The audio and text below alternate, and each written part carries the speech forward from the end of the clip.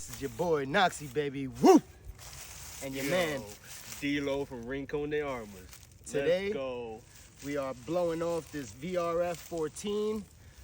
This is a 12 gauge semi-automatic firearm. Don't call it a shotgun. We just loaded it up. 9 pellet buckshots, 1250 FPS Fiachis.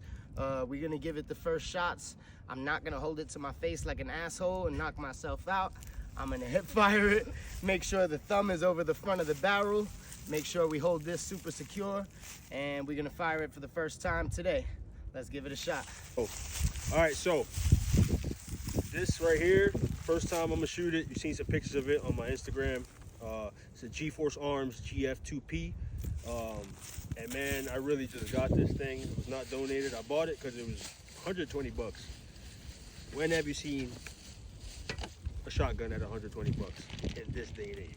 So, you know, 4+1, right? Yeah. They have an extension that could add 3 to it. And we're gonna get shooting this thing.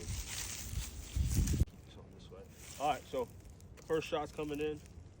Let's add some to it. Let's do 2 shots just to see how it action is gonna work.